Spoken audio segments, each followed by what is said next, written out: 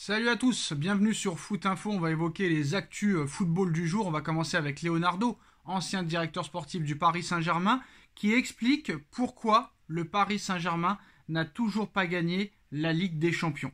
Des équipes comme le Real Madrid, Milan AC, l'Inter de Milan, Manchester United, si elles sont dans un bon ou un moyen moment, tout se passe naturellement. Les joueurs veulent aller dans ces clubs, la presse veut parler de ces clubs, ils ont infiniment plus de fans que les autres clubs, ces stades ont des traditions infiniment supérieures à celles des autres clubs, il est difficile d'entrer dans ce groupe d'élite. Bien sûr, le fait de ne pas avoir gagné, c'est un peu comme avoir un boulet attaché à la cheville. Il est difficile d'entrer dans ce groupe d'élite, mais le Paris Saint-Germain fait déjà partie de ceux qui peuvent la gagner. Alors je ne suis pas tout à fait d'accord avec monsieur Leonardo. Alors c'est vrai, on va pas se mentir, que le Real, l'AC Milan, l'Inter de Milan, Manchester United, le Bayern de Munich, le FC Barcelone, la Juventus de Turin sont sur le papier, si on parle de palmarès surtout, des plus grands clubs que le Paris Saint-Germain. On va pas se mentir. Alors déjà, je suis d'accord avec lui sur ça.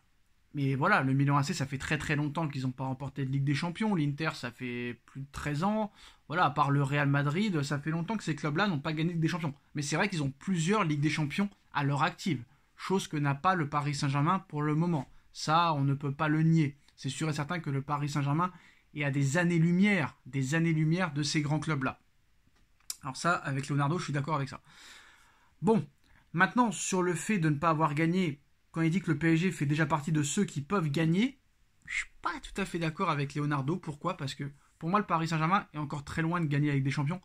Je pense que le PSG cette année peut faire un très beau parcours. Le PSG peut faire un minimum d'une demi-finale. Voilà, peut faire minimum une demi-finale cette année si tout se passe bien, si tu continues dans cet état d'esprit, si t'as pas beaucoup de blessures, si tu as la chance avec toi, si Luis Enrique reste concentré sur toute une année et que tout le monde va dans le même sens, c'est vrai que tu peux aller très loin cette année.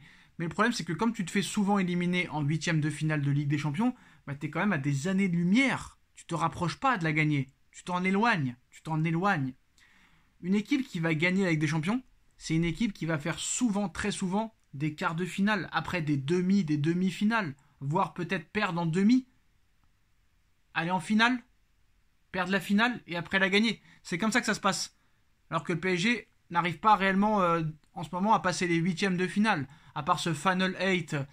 Et en 2021, à Paris, en 2017, c'est élimination en huitième.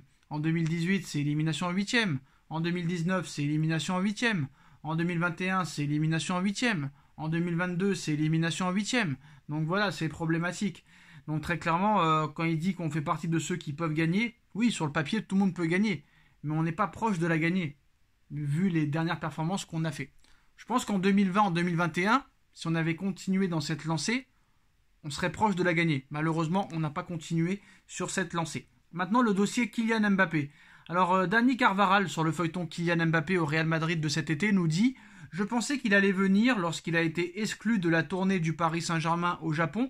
Nous pensions que sa signature était très proche. Nous avons demandé aux Français, les joueurs français qui sont ici, si Kylian leur disait quelque chose et il répondait non, non. Et le journaliste, le média, lui répond à Dani Carvajal, est-ce que vous pensez que Mbappé sera madrilène l'été prochain ? Mbappé, il fait de toute façon, Mbappé, c'est le meilleur joueur du monde, et les meilleurs joueurs du monde doivent être au Real Madrid. Ça, je suis pas tout à fait d'accord avec lui. Il y a les meilleurs joueurs peuvent jouer dans d'autres clubs aussi. Les meilleurs joueurs peuvent jouer dans d'autres clubs aussi, monsieur Carvajal. Il n'y a pas que le Real Madrid sur Terre. Donc voilà, France Football a annoncé aujourd'hui les nominés pour le Ballon d'Or 2023. Qui succédera à KB9, à KB9, à Karim Benzema? Dites-moi votre favori en commentaire. Ça va jouer entre Léo Messi, Erling Haaland et Kylian Mbappé. Et normalement, le classement sera Messi, Haaland, Mbappé. Donc voilà, maintenant on va parler de cette offre incroyable qui vient d'Arabie Saoudite. Pour Mohamed Salah à Liverpool, plus de 250 millions d'euros ont été proposés à Liverpool pour Mohamed Salah. Et je pense que Liverpool ne pourra pas refuser cette offre de 250 millions d'euros. C'est quand même énormissime. Liverpool ne joue pas la Ligue des Champions cette année. Mais là, tu ne peux pas refuser 250 millions d'euros pour un joueur qui a 31 ans. Ce serait vraiment irresponsable et inconcevable de refuser une telle offre. Donc très clairement, ça va être peut-être le transfert record, le plus gros transfert de l'histoire du football pour Mohamed Salah. Et je pense pas que Liverpool pourra très clairement refuser 250 millions d'euros pour un joueur qui a 31 ans, qui ne joue pas la Ligue des Champions cette saison et qui a été recruté, je crois, par Liverpool seulement 40 millions d'euros. Impossible pour les dirigeants de Liverpool de refuser 250 millions d'euros. Ça, c'est sûr et certain. Voilà les dernières informations de ces dernières heures. Dites-moi en commentaire ce que vous en pensez. On like, on partage, on commente, on s'abonne et on se retrouve très vite pour une nouvelle vidéo. Tchuss.